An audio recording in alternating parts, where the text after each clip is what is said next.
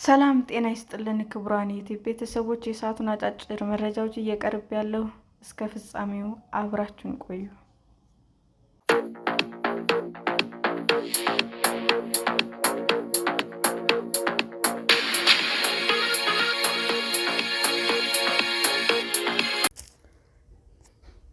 አነጋጋሪው ለሴቶች የፊት ውበት በመርፌ እየተሰጠ ያለው የዓሳ የዘር ፍሬ ፈሳሽ። ደቡብ ማንቸስተር በሚገኝ የውበት ክሊኒክ ውስጥ አቢ ወንበር ላይ ተንጋላ ተቀምጣለች። መርፌ ጉንጯ ውስጥ እስኪገባ እንደሚያመም ትናገራለች። አቢ 29 ዓመቷ ነው። የፊት ቆዳ ውስጥ ከሳልመን ዓሳ ወይም ታራውት ዓሳ የዘር ፍሬ እየተወሰደ ዘረመል ገብቷል። የሰዎች ዘረመል ከዓሳ ዘረመል ጋር ተመሳሳይ ነው። የዓሳው ዘረመል የአቢ ቆዳ ውስጥ ከገባ በኋላ ሁለኛ እና ኢላስቲን የተባሉ ፕሮቲኖችን ለማምረት ይረዳል ተብሎ ይታመናል። እነዚህ ሁለት የፕሮቲን አይነቶች ቆዳ ቅርጹን እንዳይለቅ ይረዳሉ። አቢ ቆዳዋ አዲስ እና ጤናማ እንዲሆንላት ትፈልጋለች። ቆዳዋ ላይ ያለውን ብጉር እንዲሁም ጠባሳ እንዲያጠፋላትም ትሻለች። እነዚህ ችግሮች መቅረፍ ነው የምፈልገው ትላለች አቢ። ከዓሳ የዘር ፍሬ የሚወሰደው ዘረመል ለቆዳ ሕክምና እየዋለ ነው። ይህን ዘዴ ተአምራዊ ሲሉም የሚገልጹት አሉ። ታዋቂ ሰዎች ስለ ሕክምናው መናገራቸው የበለጠ ዝነኛ እንዲሆኑም አስችሏል። እንግሊዛዊቷ ድምፃዊት ቻርሊ ኤክስኬኤክስ በኢንስታግራም ላይ ላሉት 9 ሚሊዮን ተከታዮቿ ቫይታሚን የሚወስዱ ያህል ነው ስትል የዓሳ ዘረመልን በቆዳ ውስጥ ማስገባት ያለውን ጠቀሜታ ገልጻለች። ከዚህ ቀደም የቆዳ የፕላስቲክ ቀዶ ጥገና ሲከናወን ፍለርስ በመጠቀም ነበር። አሁን የፍለርስ ዘመን አልፏል ብላለች ድምፃዊቷ።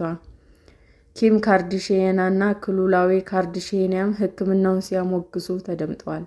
ተዋናይት ጄኒፈር አኒስቶን ከጂሚ ኪሜል ጋር ባደረገችው ቃለ ምልልስ የሳልመን ዓሳ ቆንጆ ቆዳ አልሰጠኝም በማለት በጥያቄ መልክ ለውጧን ገልጻለች።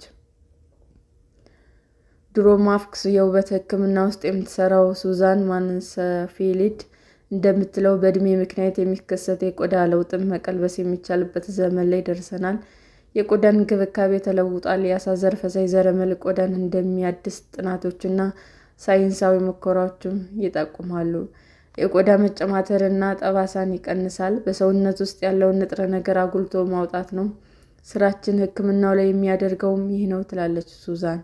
ሕክምናው ውድ ነው። አንድ ዙር መርፌ ለመወጋት ከ200 እስከ 500 ፓውንድ ያስከፍላል። ለተከታታይ ሳምንት መርፌውን መውሰድም ይመከራል። በየ6 ወይም 9 ወር የቆዳ እድሳት ማድረግም ያስፈልጋል።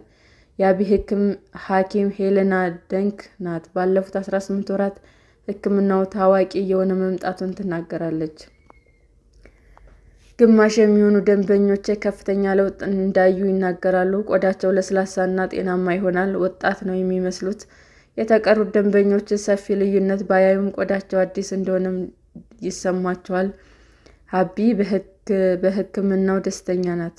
መርፌውንም መወጋት ያማል ብትልም ባየችው ውጤት ተደስታለች። በሕክምናው ምክንያት ዓይኗ ስር በልዞ የነበረው አካባቢ ነጥቷል። ሕክምናው ጤናማ እንደሆነ ቢገለጽም እጅግ በተጋነነ ሁኔታ መታየት እንደሌለበትና ሳይንሱ የጠራ ውጤት እስከሚያመጣ መታገስ እንደሚያሻ ባለሙያዎቹም ያስጠነቅቃሉ። በአውስትራሊያ የቆዳ ሐኪም የሆኑት ዶክተር ጆን ፓግሎር እንደሚሉት የሰው ልጆች ዘረመል መሰረት የሆነው ኒውክሊዮታይድ በዓሳ ዘረመል ምክንያት ሊሰባበር ይችላል። አስተማማኝ መረጃ የለንም። እንደ ሕክምና ባለሙያ ውጤታማነቱ እስከሚታወቅ ዓመታት እንደሚወስድ መግለጽ እፈልጋለሁ። ታማኝ ጥናቶች ሕክምናው አስተማማኝ እና ደህንነቱ የተጠበቀ መሆኑን ማረጋገጥ አለባቸው። ይህ ደግሞ ገና አልሆነም። ኒውዮርክ የምትኖረው ሻርለት ቢርከል 31 ዓመቷ ነው። ሕክምናውን ያደረገችው ለሰርጓ ብላ ነበር። ከ1 ዓመት በፊት ሕክምናውን አድርጋ ወዲያው ኢንፌክሽን ያዛት። ቆዳዋ ጠቁሮ ዓይኗ ስርም በለዘ። የገጠመኝ ነገር ከፈለግኩት በተቃራኒው ነበር። የጎንዮሽ ጉዳቶች አሉት። የቆዳ መቅላት፣ ማበጥ እና መብለዝ ይጠቀሳሉ። እነዚህ ጉዳቶች ጊዜያዊ ናቸው ትላለች። አንዳንዶች አለርጂ ይገጥማቸዋል። የዓሳው ዘረመል በተገቢው መንገድ ቆዳቸው ውስጥ ላይገባም ይችላል። ዘለግ ላለ ጊዜ የሚዘልቁ የቆዳ መበለዝ አሊያም ኢንፌክሽን ሊያጋልጥም ይችላል። እንደ ዩናይትድ ኪንግደም ባሉ ሀገራት ሕክምናውን የሚሰጡ የውበት ክሊኒኮች ቢኖሩም እንደ ሌሎች ሕክምና ሰጪዎች ቁጥጥር አይደረግባቸውም። የአሜሪካ ምግብና መድኃኒት ቁጥጥርም ፍቃድ አልሰጠውም። ለምን ራሴን እንደዛ አሰቃየሁ ብዬ አስባለሁ ትላለች ሻርለት። ከደረሰባት ጉዳት ለማገገምም በሺዎች የሚቆጠሩ ገንዘብ አውጥታለች። ሕክምናው 10 ወራት ቢያልፈውም አሁንም ድረስ ቆዳዋ ላይ ያለው ጠባሳ አልጠፋም። ከዚህ በኋላ መቼም ቢሆን ሕክምናውን እንደማትደግመው ትናገራለች። የኮስሞቲክ ቀዶ ሕክምና ቁጥጥር እንዲደረግበት ንቅናቄ የሚያደርገው ሼቭ ፌስ ኃላፊ አሽተን ኮሊንስ እንደምትለውም ሕክምናው ደህንነቱ የተጠበቀ ቢሆንም እንኳ በሕክምና ባለሙያዎችና እውቅና ባላቸው ሕክምና መስጫዎች መከናወን ያለበት ነው። በአግባቡ ሙከራ ያልተደረገባቸው ምርቶች ናቸው ገበያ ላይ ያሉት። ይህ ደግሞ በእጅጉ አሳሳቢ ነው ትላለች። የብሪቲሽ ኮሌጅ ኦፍ ኤስቴቲክስ ሜዲሲን ፕሬዝዳንት ዶክተር ሶፊ ሾተር ቁጥጥር ስለሌለ ማንም ሰው የትኛውንም ምርት ሊጠቀም ይችላል፣ ይህ አስጊ ነው ይላሉ። ተፈጥሯዊ ገጽታ እንዲኖራቸው ለሚፈልጉ ታካሚዎች ሕክምናውን ቢሰጡም ሌሎች አማራጮች እንዳሉም ሳይጠቅሱ ግን አላለፉም። ለተለያዩ ሰዎች የሚያስፈልገው ሕክምና የተለያየ እንደሆነም ያሰምሩበታል። ሰላም ጤና ይስጥልን ውድ የዩቲዩብ ቤተሰቦቼ እንዴት ናችሁ? አዲስ ጀማሪ ነኝና ሰብስክራይብ ያደረጋችሁ አበረታቱኝ። አመሰግናለሁ።